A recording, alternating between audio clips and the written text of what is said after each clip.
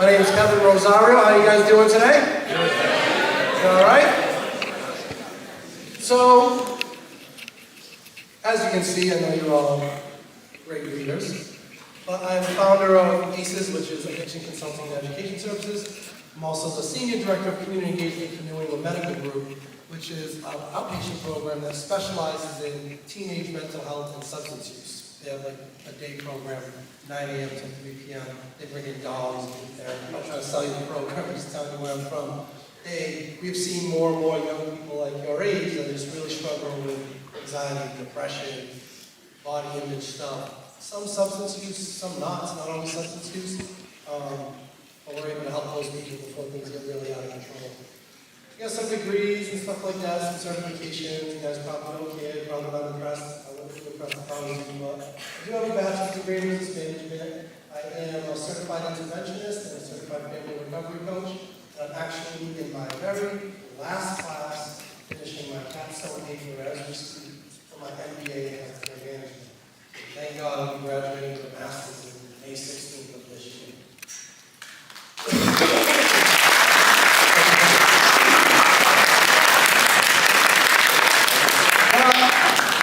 Not really the most important thing I am, and why I'm here is because I'm a person in long-term recovery. And what that means is that I made a lot of bad decisions as a younger person, and to be honest, I had fun too. Like, I hate when like old people are like, oh, you're gonna die. No, like, I had fun for a little while. It just turned on me, right? And my experience is I started using at a young age. It was no big deal. The next thing you know, it was frequent, marijuana every day, then there's like pills, and there's alcohol, and like out of nowhere I got addicted to perks, and within a year I was addicted to heroin, and like literally almost died. Like 3 overdoses, as a result of like poor life decisions, not even just the drugs, like the people I was hanging with, and like all the wild stuff I was doing. Like I've been arrested over 12 times. I've been jumped, I've been shot at, been stabbed in the back, literally punctured lung, hospitalized, almost died. And then when I got addicted to the opiates, I overdosed like 3 times, got brought back with Narcan. And I'm like, I'm not going to do this again, But then I did it again. Finally, thank God I got into recovery July 2nd, 2010. So God willing, I'm coming up on 14 years of continuous recovery now. And what I learned, I was like, oh, like it started here. Like everybody focuses on like the heavy drugs at the end. Obviously heroin's bad, cocaine's bad. But like nobody plans on becoming addicted to heroin and cocaine. It's just like not the 5-year plan. And so I made it like my life mission to try to get out there and talk to people. Here's the deal, like I'm not gonna try to scare you. I don't think you're kids. I remember when I was in high school, like the old guy, like I get it, I'm the old guy now. The old guy look like a detective, I got the dad bod, I'm going bald, I'm not cool, I'm not even gonna try to be cool. I'm gonna try to give you some information. I'm not gonna talk down to you, I'm not gonna scare you, I'm not gonna disrespect you. I just ask you to give me the same respect, right? I'm gonna ask you questions, so I'll talk at you for an hour, no one wants to be talked at. I'll get you involved, we'll laugh, we'll get a little wild, but then I need you to bring it back. If you can't bring it back, then I'm just gonna talk at you for an hour, so we can get through the content. But I'd rather be interactive and ask some questions and get you guys involved. So my goal with this whole thing is, and I'm not naive, I talk to the teachers, I talk to people, I know what's going on here, I know some people are messing around, some people are not. This don't apply to you. My boss used to say, if you don't apply, let it fly. That means when she was like going off about like DAP notes or something, that I don't do DAP notes. And don't take it personally, keep it moving. If you ain't experimenting and this don't apply to you, that's fine, keep it moving. If it does apply to you, I don't know, consider it. You're gonna do whatever you're gonna do. I think of like public speaking 101 is this, what's your message? Who's your audience? And how do you deliver a message to that audience? I remember being your age, believe it or not, and I'd be like, hey bro, I would laugh at someone like me. I'd be clowning, I'd be making fun of me, ha ha ha. I would like be wanting to leave here so I know it's gonna leave. That's who I was, big joke. So my point is like, all right, I'm not gonna scare you. You're gonna do whatever you're gonna do. At a minimum, maybe I can share some info with you. Even if like this don't apply to you, even if you're experimenting and your brain says it'll never be a problem, you probably know someone else who's got a bigger problem. Maybe you can use this information to help them, right? There's a slide on here that will fly through and it says something like 68% of all Americans are affected by addiction directly and indirectly. And I'm curious if you guys are comfortable and brave enough, but I'm like, how many people know someone got a drug problem, an alcohol problem, maybe a cousin, an neighbor, friend. Raise your hand, stop lying. We all know somebody. Don't be scared. Yeah, exactly. Look around real quick. Look around. Look all the hands up. All right, put your hands down. And I only do that because the truth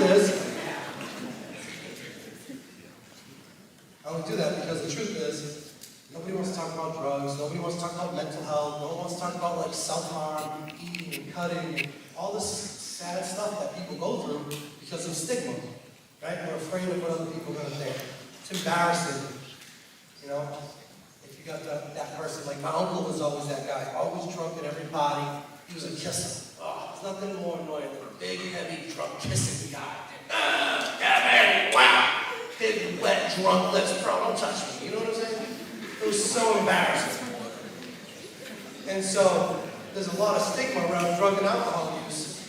But I have everybody raise their hand because I want you to know that if you have someone at home or someone you love that's struggling, like, you're not alone. Right?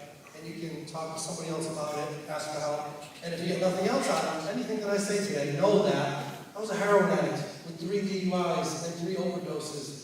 I could or should be dead or doing double digits in prison, but instead I'm here and I'm in recovery.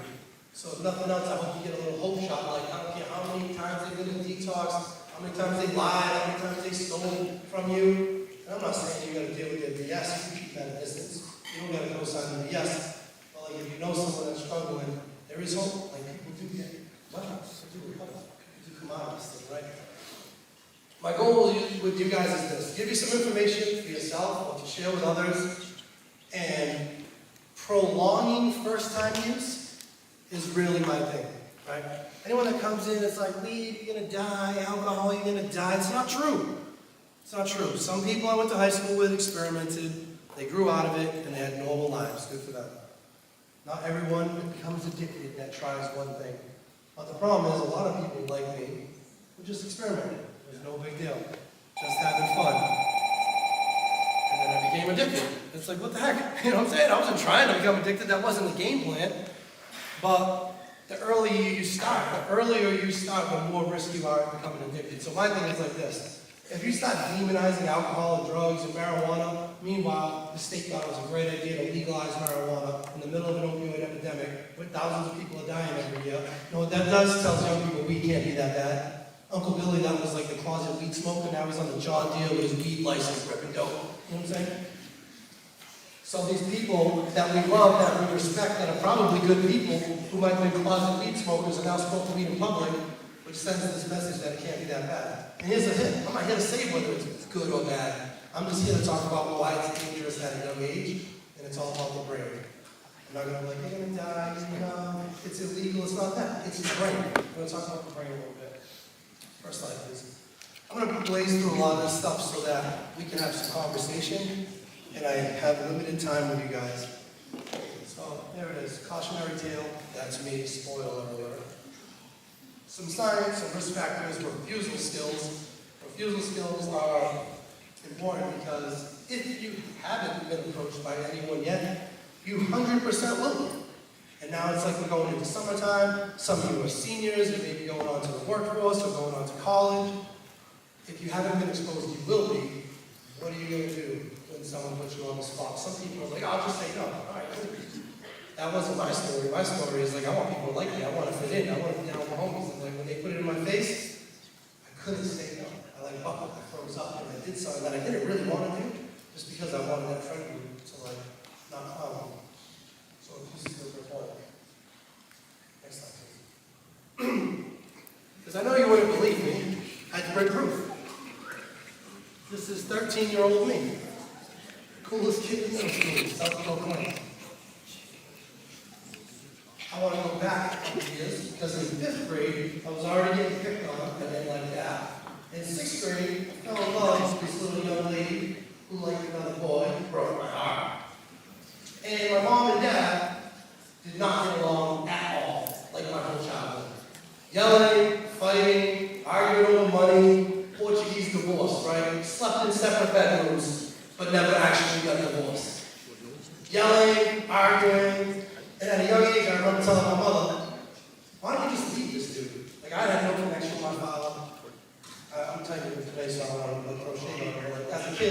He was a Portuguese immigrant. He didn't speak great English. He definitely didn't write good English. And he was like an offshore fisherman. So he's gone 21 days at a time, in and out. Then all of a sudden, he stops doing that, and he's a painter. Painter seasonal for him. He didn't have money. So my father, he didn't go to any of my sports stuff. I just wasn't the type of my father. So my mother and my father were always beefing, and he'd leave and leave my mom crying. I'm like, Mom, why don't you just leave him? And my mother was like, oh, no, I'll never leave your father because of you and your brother. And I know she was trying to be solid, right? Like, my mom's like Lifetime Movie Network mom, you know what I'm saying? Like, never got a speeding ticket in her life, graduated from Bedford High School with honors, took Portuguese as a secondary language just for fun, taught my father and his whole family English. Like, she's that, life is what you make of it. The glass is always halfway full. You know, all that positive shit, like, just driving me nuts. Excuse my language. Really trying to persuade it so hard. But, like, if you're, like, having a bad day, or, like, you got some personal stuff going on, and someone's, like, annoyingly positive, you're like, bro, what are you talking about, Mom? Have you not read the Standard Times? Like, 3 people got stabbed this week. What are you talking about? Life is what you make it. I'm trying not to die on the way to class, you know what I'm saying? That was my reality. There was a lot of violence, there was a lot of drugs, there was a lot of crime, and my mom was just like super sweet and happy, and life is what you make it. So I say all that to say, I had issues way before drugs and alcohol. I had major insecurity, I had low self-esteem, I was a late bloomer, I was like the little runt out of all my friends. By the time I got to high school, my friends were getting little mustaches, I was still, 4'10". Didn't crack 6 feet until after high school. So I got all these insecurities and these issues, and by the way, if you haven't figured it out, you don't have to be a psychiatrist to understand, I got major ADHD, right? Spaz. In 5th grade, I was like Tasmanian devil, scratching into walls, I was a mess. So you throw ADHD in there, anxiety, low self-esteem, adverse childhood experiences, bullying, broken heart, and this is what I told myself. And you guys might not have done this yet, but you might do this when you leave high school and go to college, if you had a tough high school experience. I made an inner vow. And an inner vow was a deep promise that I made to myself, and I said, I will never be in a miserable relationship like my parents. I will never have a job that I hate like my mother. I will never let anyone disrespect me, bully me, and I will never let a woman get close to me and hurt me. So this guy right here, 7th grade, junior high school, now I'm wearing masks. Now I'm the tough guy. Now I'm the class clown. Now I'm the playboy. I don't do relationships. 7th grade, right? I think I'm a playboy. Now I'm hanging around with the 8th grade kids because I need that security. I need to feel safe. And like my father was like a meat man when I grew up, so I was attracted to the street. I'm in the projects, I'm hanging around with drug dealers, the older guys, like that whole mob, like infatuation, Goodfellas, like type of. That was appealing to me because as a scared little kid, I want to be tough. I want tough people around me. I want to feel safe. And so at a young age, I was like attracted to that life. So in 7th grade, I'm already fake. I'm already not authentic. I'm already acting tough, acting like a playboy, acting like a rah-rah. I wasn't any of those things. The truth is, I know now, from a lot of step work and therapy and being in recovery, is that I was a hurt kid. I was a hurt kid. People hurt me. People that I loved betrayed my trust. I didn't feel safe. So if you don't feel safe, you gotta find a way. You know what I'm saying? I'm not saying it's healthy, and I don't co-sign violence, but because I was a scared little kid afraid of being hurt, I'm gonna act tough. You're not coming next to me. I'll throw hands first. I'll destroy you. I was quick with the tongue. I was just like, I was just like tight. And it looks like, oh, you're a tough kid. You're a punk. No, I wasn't. I was a broken little kid. Truth is, I was a broken little kid. I didn't feel safe at home. I wasn't proud of my family. I wasn't proud of my dad. I got creeped on in elementary school by some scumbag like daycare worker, right? I almost talk about that, but that's pretty common too. And I was a broken little kid way before I tried drugs and alcohol. So in 7th grade, when the 8th graders put weed in front of me, I don't want to smoke weed. I just wanted to be cool with 8th graders. That's all that was about. But the worst thing that can happen to someone like me is like if you try a substance at a young age and it feels good or it helps, that's the worst thing that can happen. Because for me, with anxiety, and depression, and ADHD, and broken family dynamics, and all this heaviness on my heart, you give me a little weed, I drink a couple beers, it's like, right? I felt like a shoulders were relaxed for the first time in my life. I felt like I could breathe a little bit. I felt like less afraid, less angry, less tight. And that's dangerous for someone like me. Because it's not sustainable. But I didn't even know what I was doing. This goes on when you're in it. I wasn't even self-aware that I had anxiety, depression, ADHD, trauma. I had no idea. All I knew was I was a ramped up young person. I smoked weed and it took the edge off. No big deal. Just having fun. Next slide, please. A few years later, now I'm 17 years old. I'm smoking weed every day. I'm selling weed. Right? By the way, I live a double life. I'm in the projects, selling drugs and driving a Honda Accord with a subwoofer. I'm that guy, right? But I'm also like working at Stop and Shop. I was the first one to get my license, and I'm like scraping by in school. So I'm not like a complete dropout degenerate. I'm like trying to live both lives. Still right here, by this time I've been arrested like twice. I got caught drinking in public. I got in a fight. There was a big fight on the Ave. I got disturbing the peace. No big deal. It was a joke. It was all funny. You know, with the jewelry on, selling drugs, thinking I'm cool. But now, smoking weed every day, drinking heavy on the weekend. I remember drinking like Cool Blue 101. At that time, Oceanwide, which was disgusting. Just like getting smashed, throwing up, forgetting stuff. And it became like a joke. I thought it was normal. And I was hanging around people that like drank like that, so you get trapped in this belief that it's normal. It's not normal. Some people make it all through high school and never get drunk and throw up once. Imagine that. I was hanging with these people that were drinking all the time, every weekend. And like the sad reality is like, kind of come to on Saturday and Sunday, and I'm like, yo, I remember till like 10 p.m. And my man's like, oh, I remember 11 to 12. And the next thing you know, I'm like piecing my night together. I don't even remember the whole night. And I'm like, you're like, oh, we ended the night at breakfast at 3 a.m. I'm like, word? Who was driving? You were. What? No big deal, just a big joke, right? But at that time, the Oxycontin was starting to come out. Percocets, the Valium, the Klonopin, the Xanax, these like prescription drugs that people get for like legit anxiety issues. Like my friend group was starting to pass them around. I was taking them. Still no big deal. I'm not addicted. I got a job. I sell little drugs. I got the car, the rims, and the subwoofer, and the jewelry. I think I'm the man. Next thing you know, I'm sure you've heard of Purdue, a big farmer, and Oxycontin and all that stuff. Oxycontin came out, and everybody was like, yo, these are just like perks, but without the aspirin. Like, perfect. I have no desire to take aspirin. I like perks.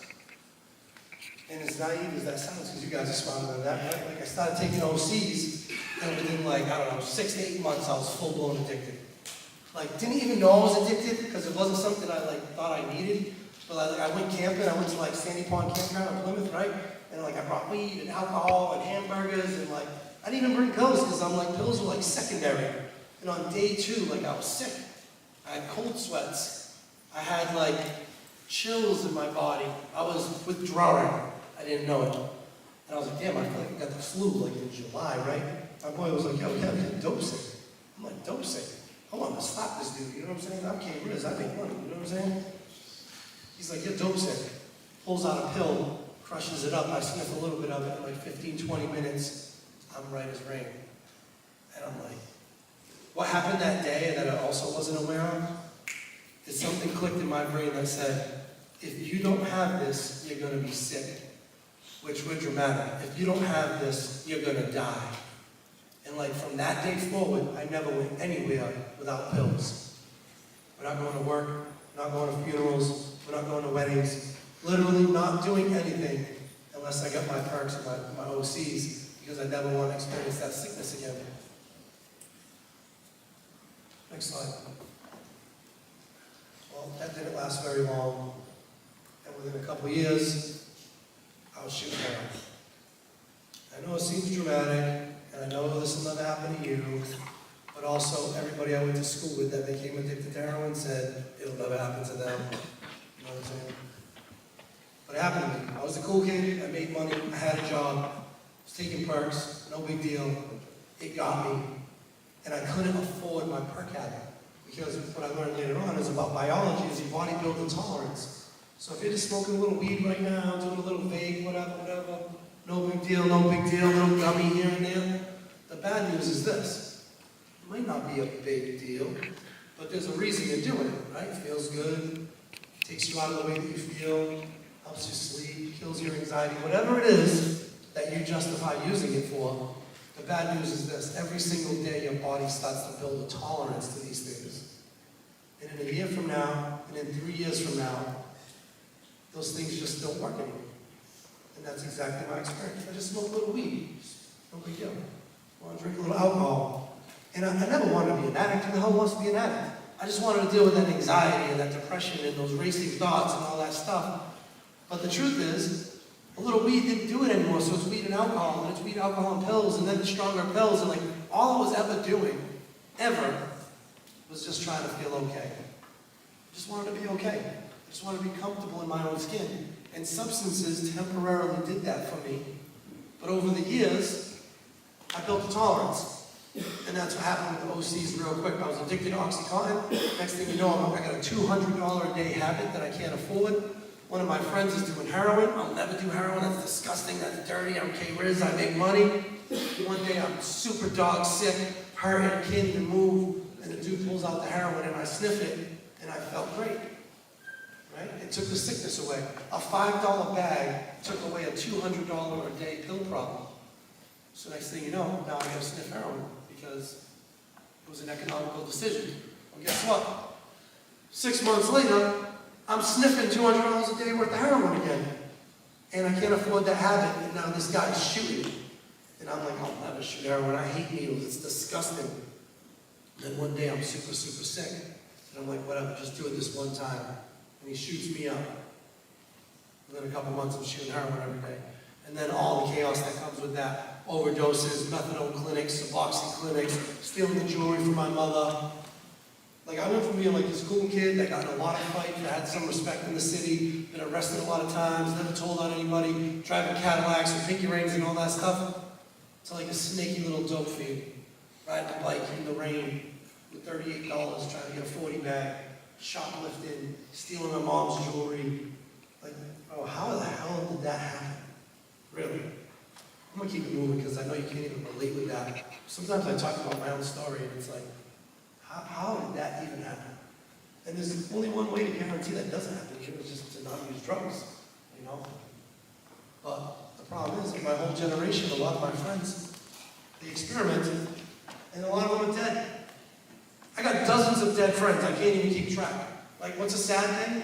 Is like, not only is Facebook like an obituary most of the time, this one died, that one died, you just get numb to it. That like sometimes, it's like, oh, this is Frank and 12 other people's birthday today. And I look at it and I'm like, Frank's dead. I don't even remember if Frank's dead. That's how many people have died. And I have to literally go to Frank's page and look at the activity to figure out if he's dead. So I would say like, happy birthday to a dude that's not even here anymore. Next slide, please. We're gonna ramp this up and get back on a positive note. Sorry if I brought you down with all that heavy energy. So we already talked about this, right? How did this happen to me? Insecurity, low self-esteem, starting at a young age, ADHD, family dynamic, genetic predisposition. Does anybody know what genetic predisposition is? What is it?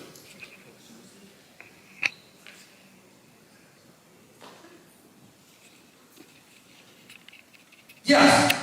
Round of applause for this person right now. President says, if addiction runs in your family, you have this addiction gene, which is a pretty simple way of saying it. But genetic predisposition is beyond drugs and alcohol. When you go to the doctor, you do a genogram or a family tree or whatever it's called, and they ask you, does anybody in your family have heart disease? Does anyone in your family have hypertension? Does anyone in your family have diabetes or whatever it is?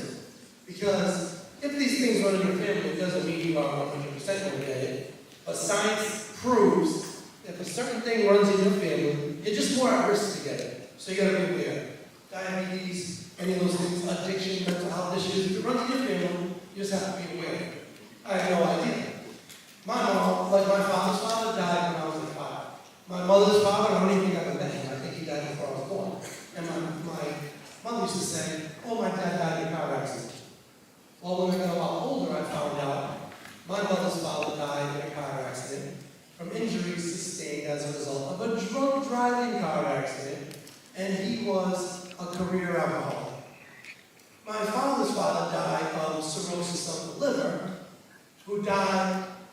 career alcoholic as a bartender, right?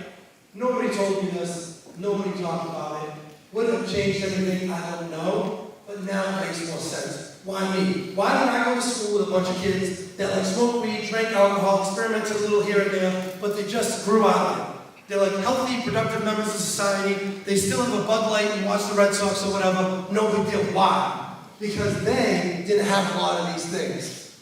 They were able to experiment and it just kind of went its course and no big deal. But I had ADHD. I had some trauma. I had family dynamic issues. I moved more than once before I was 10 years old. My parents had major beef and I had huge genetic predisposition. Addiction runs on both sides of my family. So I'm talking to young people and I'm like, you should probably just know, like, family history thing, because if it runs in your family, like, you're way more at risk than the next person. You just gotta wait, till your brain fluid develops. Next, I already touched on that. This is the statistic, but just in the last 5 years, 10,000 people have died in Massachusetts. 470,000 people have died in the United States just from overdoses. That number this year hit 1 million. 1 million people died of an overdose in the United States over the last 12 years. And there's another statistic, next slide. I think it's on the next one, we'll leave it there. There's a statistic that says 93% of all people addicted to heroin and fentanyl and perks and all that report that they did not stop with heroin, right?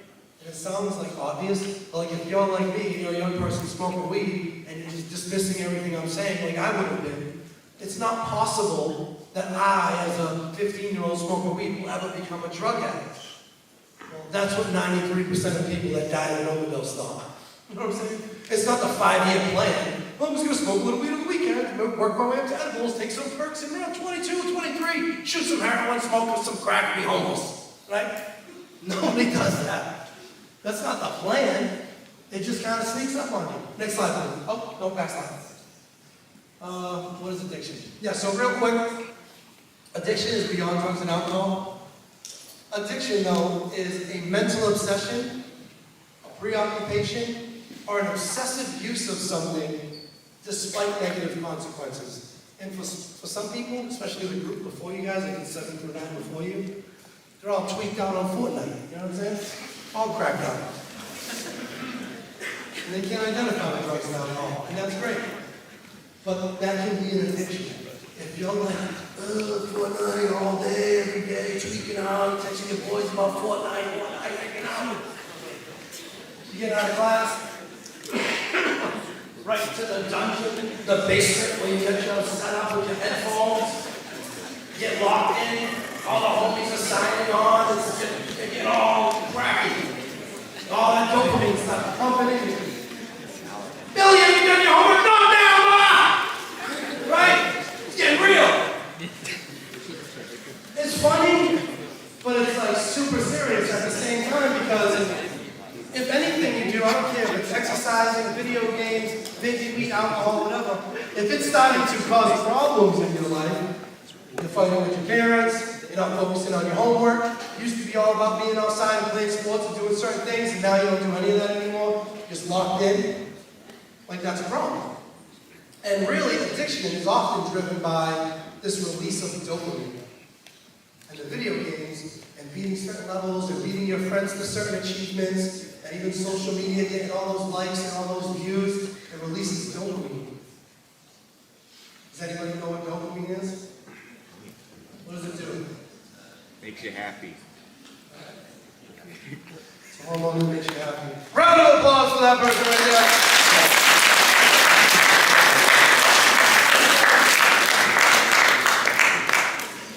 So bad news, you're all at risk. You know, that's to keep it simple. Anyone under the age of 18, so that's all of you. Maybe some of you are on the cusp of 18. Bad news, anyone under the age of 25 without a fully developed brain is at risk. If it runs in your family, more at risk. If you have mental health in your family, more at risk. Genetic predisposition we talked about.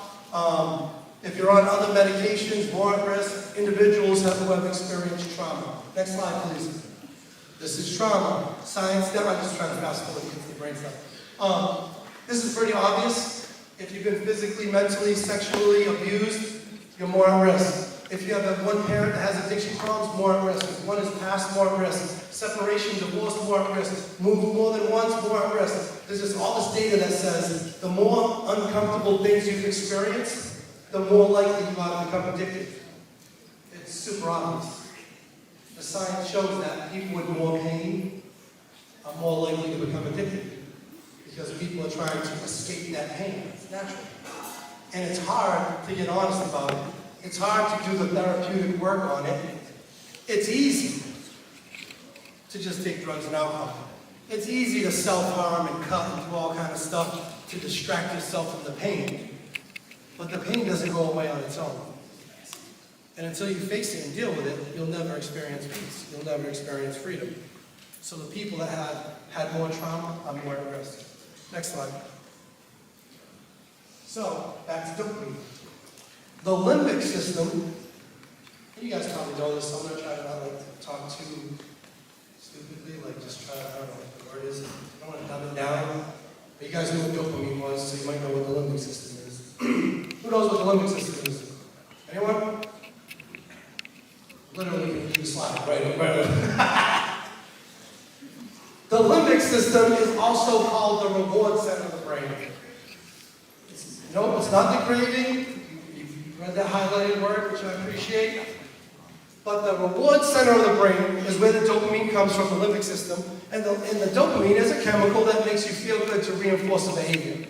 So things like eating, laughing, exercise, making love with your significant other after college. Or sex, which is dopamine. You need to have sex to make more humans. I think you guys can handle that. 7 minutes plus this shit. So good job, you're mature. But it's true, right? There's certain things. Sorry, Mr. Aaron. But I'm good for at least 1 or 2. And those are like B minus. They're not even right? So here's the bad news about dopamine. Dopamine is a thing that just happens whether you like it or not.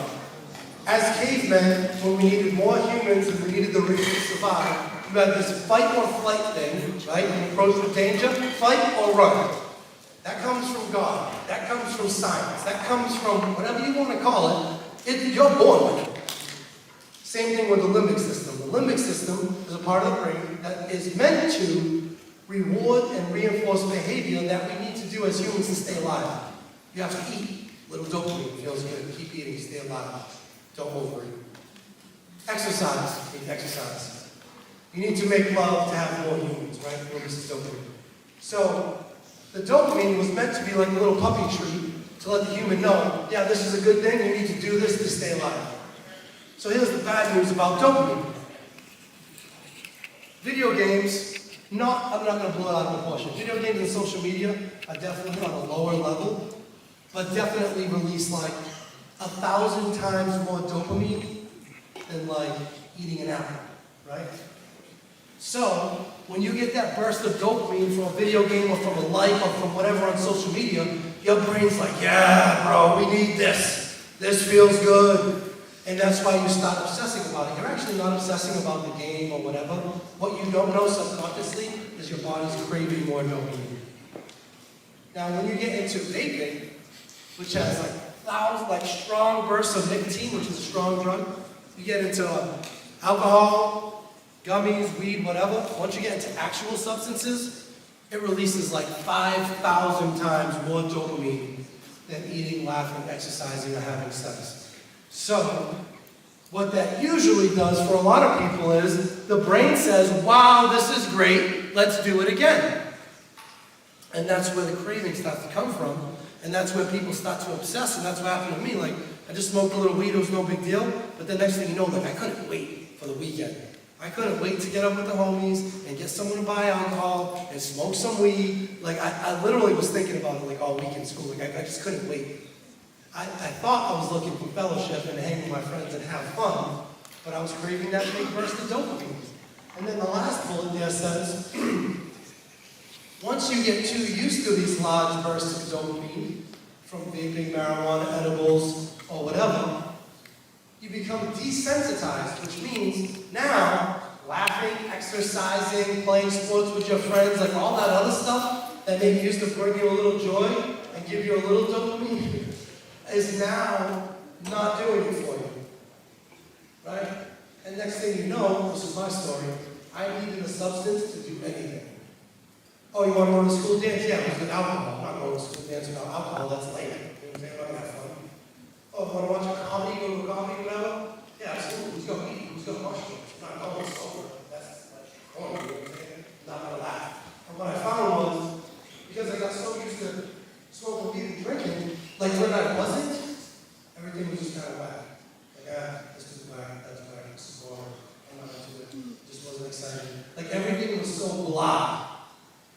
Because they didn't give me that burst that I was looking for. And now I literally couldn't do anything without some kind of burst feel. I'm not leaving the house, I'm not doing nothing unless I get my burst, because everything just kind of sucked unless I had drugs and alcohol in my system. But that's not sustainable, right? It's not sustainable because over a long period of time, like, you can't drink and smoke weed all day, every day. And even when I tried to do that, it stopped working, and I started using pills, and the whole time, I was never trying to be a drug addict. I was just trying to be okay. I was just trying to feel good. I was just looking for that next burst of dopamine. Next slide, please. Yeah, I think I went on enough about the prefrontal cortex. Next slide, please. This is super obvious. I do a lot of slides because sometimes if I lost my words, which rarely happens, there's a lot of content up there. We don't have to go on to every slide. This is just data to prove that I'm not a crazy person. I've done a lot of research. I've done works cited. I've got this from like vetted sources. If anybody is interested, I'll share this PowerPoint with you. You can have it. You can print it. You can put it on a flash drive or whatever. But this is pretty obvious. If I think it's obvious, right? The earlier you start using drugs, the more likely you are to become addicted. Period. That's it. The science says that because of the developing brain, if you get nothing else from what I said, my goal is to prolong first-time use because of the brain. Here's the science. The science says the brain's not fully developed till the mid-20s. So, if you wait until you're 16 before you try weed, alcohol, vape, you're like 32% less likely to become addicted because your brain's starting to develop a little bit. If you wait until you're 18, it goes to like 41% less likely to become addicted. If you go to age 21, without vaping, without weed, without alcohol, without edibles, it's like 50% less likely to become addicted.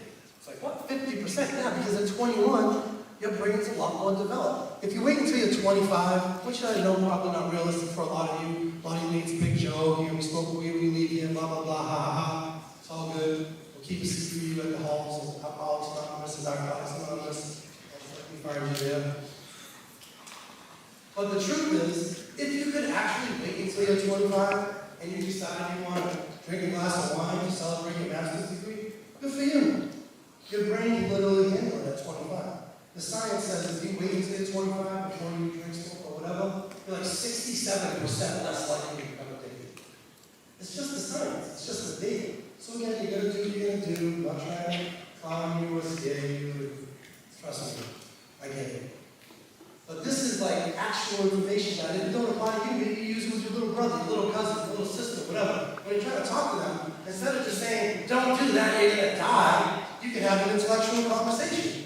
You can talk about brain development. You can talk about prefrontal cortex. You can talk about the science, even if you forget the numbers, because those numbers I just gave you are not the numbers. Dr. Strand is an adolescent clinical psychologist who presented that one time, and I took the concept. It doesn't matter the numbers. It goes 15, 20, 30, 40, 50, 60. Every increment you wait, it reduces the risk of becoming addicted. That's what I put out there. I made the numbers up, so you don't have to remember the numbers either. But it significantly reduced the risk of addiction as your brain got a little more developed. I was like, oh, I like that. I'm going to use that. And I told him I was going to use it, and I gave him a plug. I'm not taking credit for his science, but it's true. Next slide, please. Marijuana. I only put this here because a lot of people minimize marijuana, and I'm not against marijuana. Again, I don't care what you do. I do care because I care about you as humans, but like just so you don't go home and like roast your parents If people drink and smoke and whatever as adults, good for you. None of my business. However, there's this idea that marijuana is not that dangerous. Even worse, they decided to legalize marijuana in the middle of an opioid epidemic when we're losing, 2,000 people a year from overdose death. So what that does is, it gives this perception of lowered risk, especially with young people. They see that marijuana is legal now, everybody's smoking weed now, there's weed dispensaries everywhere now, you've got billboards on the highways. Can't be that bad, it's legal. Don't believe that. Government don't care about you. Alcohol's legal, kills more people every year than any other drug. Guess what? Oxycontin was legal. Percocet is still legal. Morphine is still legal. Still dangerous, right? So just because marijuana is legal doesn't mean it's good. But the bigger problem is, especially for like people my age, like your parents probably, we grew up with some, Mexican brick weed. It wasn't good weed, you know what I'm saying? It was like 3% THC. It came in the shape of like a textbook. You had to peel it apart and let it dry for a day just so you could smoke it because it was so compressed. It just wasn't good weed. This weed that's out there now is scientifically, made, I can't even use the words, you know what I'm saying? Like, this stuff is high-level stuff. This is medical stuff. They're doing genetic modification to the weed. They got the different strands of the sativa and this and that. One's for up, one's for down, one's for a bad back. This stuff is strong. And the THC has no medicinal value, right? So they played the game with us. Oh, CBD has medicinal value. 100%, I agree, it does. And you can get it in pills, and in bombs, and in powders, and in a lot of different forms. But they use that to legalize marijuana so they can make money. Because the THC has zero medicinal value. As a matter of fact, the THC is triggering psychosis in young people. We're seeing more and more people age 15 to 17, 15 to 19, just like the teenage group, they're ending up in psychiatric units. What? Good kids, no history of mental health in the family, but because the weed is so strong, and then we get to the edibles and the resins, the THC is actually triggering psychosis, schizophrenic disorders in people, and they're seeing things and hearing things that are not there. And they're ending up in the psych ward, and the people are calling me, hey, Kev, we got the 17-year-old, we don't know what to do, trying to get him in treatment, and you get the labs back, and it's only marijuana. You would think it has to be something else. So, again, I'm not trying to scare you because I don't think I can scare you, but just be aware that this weed's a lot stronger. If you do experiment with the gummies, please, wait a whole 45 minutes. Again, I'm not saying you should, but it's like giving out condoms. I'm not saying have sex, but if you're going to have sex, wear a condom. You know what I'm saying? Well, they'll say, don't use gummies. Don't use gummies, but if you're going to, you better wait. Because one of the biggest reports is that young people are taking a gummy, 20, 30 minutes, they don't get no effect. They take another one, 10, 15 minutes, no effect, they take another one. Some people hit it 20 minutes, sometimes it takes 45 minutes. Next thing you know, they got hit with 3 gummies, and they're running down the street out of their mind. It's not even funny, it's scary.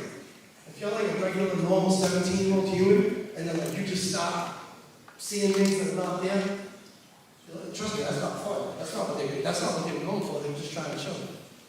Okay, next slide. Alcohol, I already talked about it enough, I think. But again, alcohol's another thing. Everybody drinks. It's not a big deal. The uncle drinks, the father drinks. All these famous people drink. Everybody's drinking on TikTok. They're all going out on lean and Xanax and addicted. Yeah, I guess that's okay. If you make millions of dollars, you can afford to be addicted to that. But that's not a good look. These dudes are all strung out. Whatever. Anyway, alcohol. I get speaking out sometimes. Sorry, guys. But to keep it on alcohol, a lot of people minimize alcohol. But alcohol kills more people every year than any other drug. Alcohol is a drug. Alcohol and nicotine are one of the most addictive drugs in the universe. This fentanyl thing is a big United States problem. It's not big in a lot of other countries. Alcohol is big everywhere. Nicotine is big everywhere. Even if it was just alcohol, alcohol kills more people every year than any other drug. Next slide, please.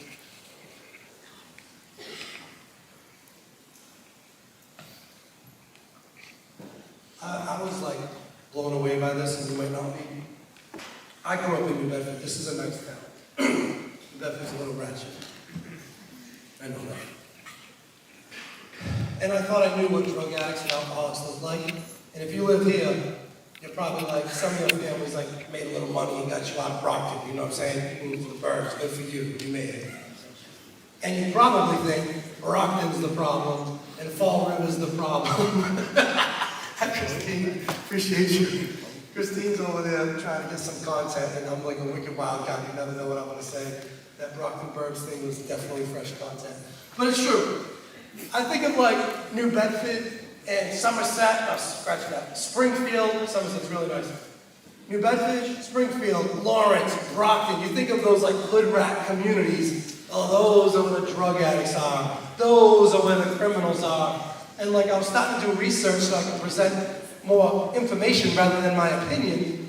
And the data came back and it said, out of the 1 million people that have died of an opioid overdose death in the last 12 years, the biggest demographic, the biggest group of people that died was that. Look at that. 17, what is it? 20 to 34-year-old white males from a middle-class family. Not the hood rats, not the projects. Good kids from good families started to experiment in their teens. The next thing you know, they died of an overdose death. I was shocked. I really thought it was like those people, and it's not. It's us. It's you guys. It's good people from good families. And again, there's that bullet I talked about. 93% of people say they did not start with heroin or fentanyl. Next slide, please. You guys are doing great. We're almost done. I got a couple more slides, and I'm going to open it up to you guys. So if you have any questions or comments, this is an awful slide. There was not a lot of good pictures I could get that I didn't have to pay for. That used to be the most common thing up there, that like the jewel, the flash drive looking thing. Next slide. There's a lot more options these days. So, besides the fact that the nicotine releases massive amounts of dopamine and creates a mental obsession and a full-blown addiction, besides that, vaping in itself, lung irritation, blood pressure, you can have digestion, heartburn, anxiety, dry skin. It's 2 slides away, but I'll just finish this slide. So just vaping alone has a lot of health implications. It can mess with your focus. And like the biggest thing is, and I say this as a person in recovery, I know what it's like to have that brain that's like, yo, I can't wait to get out of here to get that thing, whatever it is. If you're sitting here right now and you can't wait to get out of here to go vape, hit your little flash drive, that's a problem. Because if you're 15, 16, 17, and you got this mental obsession, I can't wait to vape here, smoke a little weed, and hit the vape or whatever, it's only going to get worse. It's only going to continue to grow. The weed and the vape is not sustainable. Like, if you're obsessing about anything right now, you better check it. You better talk to someone. Like, even if it's video games, I'm not trying to escape you. Like, if you're obsessing about video games or it's messing with your life, you're not eating, you're not exercising, you're not hanging with your friends, like, you might want to find a healthy balance of that. Video games are not bad. Play video games, exercise, have fun. But like the mental obsession piece, you gotta be careful. Because I don't know if you've ever heard this term. Oh, he has an addictive personality. If you're not doing drugs, but you have like an addictive personality, you better not vape. You better not try any weed or anything. Because if you already have the addictive personality, you'll be out. You'll be off and running. So you're just gonna be self-aware. Next slide, please. A bunch of other goofy vapes. Next slide. Some more side effects. Look at that right side. Shortness of breath, ulcer, diarrhea, not sexy, nausea, dry mouth, tremors, heartburn, sleep disturbances, blood clotting, changes in heart rhythm and rate. This is just vaping. Next slide. You guys know what this is? You guys have seen this before, right? A lot of you have. So I want to say this. I know I'm old and I'm out of touch and I need your help, right? I would like to come back here next year. And I don't want to just talk at you and talk about nonsense, right? So I don't know. I'll do it up here. I need you, if you don't mind, shoot me an email after this, if the school's okay with it. On the last slide. Let me know. If your brother or sister or somebody was in here, what should I be talking about? What can I add or subtract from this? Because I want to be better. I don't want to just talk at people. So if you're open to that, shoot me an email after and give me some feedback. I'm totally got thick skin. You say you suck, you doing too much. Okay, but can you give me a solution? Don't just complain. What can I do better? Help me. You know what I'm okay? I'd appreciate that. And I say that because of this. I was in a school, and I'm like, vaping, I'm the old guy, vaping's bad, right? Excuse me. And the teacher said, hey, Kev, great job, but we don't even have a vaping problem anymore. I'm like, what? What do you got? Oh, we got a Zen problem. We got a smokeless tobacco problem. I'm like, oh, I had no idea. I knew what it was. I golf with friends that smoke and vape, and, you know, athletes, baseball players often like the dip, right? And I was like, oh, I didn't know. She was like, yeah, because we got hip to the vaping, and we were doing like bathroom monitoring, and they spent big money and got like vape smoke detectors, and like the students were like throwing vapes down the toilet, and it was like this $100,000 plumbing job that they needed, and they were like causing a big thing about the vaping. And so the kids are like, skirt! You know what I'm saying? You can't catch them now. There's no smoke. They skirted on them. The teachers were like, oh, we thought we were slick. We got the smoke detectors, we got this, we got that. We're doing hall passes, and we're monitoring the bathrooms. And now they just got this little pouch that they put in their mouth that's like even stronger than the vape. And it's smokeless, and it's scentless, and that's the new thing. And I'm like, oh, thank you for that. I can add that to my slide. I had to do a little research. Like I know what it was, but I want to talk about it. And if you haven't seen this, it looks like gum or candy. Just know that it's so strong. If you don't smoke or vape or whatever, and someone gives you one of these little pouches and you put it in your mouth, you'll probably throw up. It's like that intense. It's not bubble gum, regardless of the flavor. So just be aware, like if you haven't seen this, someone might offer it to you. If you're not a smoker or whatever, even if you're a smoker, this might be intense. Like you got a cigarette, right? A vape is like a whole pack of cigarettes in one vape. Each one of these little things is like 4 or 5 cigarettes worth of nicotine. So just think about it. Like a cigarette makes people choke that don't smoke. If you stop getting into vaping and then the pouches, it's concentrated, stronger amounts of nicotine in a little small delivery unit. So just be aware. Next slide, please. All right, we only got like 5 more minutes. I should have put this slide back. Tell me this. You guys know what self-esteem is. You guys are old, you guys are smart. What do you think is, give me some practical things that someone could do to get you guys involved, so I don't put you to sleep. What's some practical things that someone could do if they have low self-esteem? If you know someone's kind of sad and down, they beat themselves up a little bit, they're feeling a little low. Do any of you have any like self-esteem boosters? What would you tell someone who's down on themselves? Maybe it's not an actual thing that you would tell them to do. What? Raise your hand instead of just bursting out nonsense. You know, no, you don't want to. All right, how about you? Writing a journal. High five and a clap. Writing a journal. How about you guys back here? What's something we can do to boost self-esteem? In yourself or someone else? What do you got? Working out. Round of applause. Self-esteem boosters. What do you do? I see you in the front. 1 second. Go for a walk. Round of applause.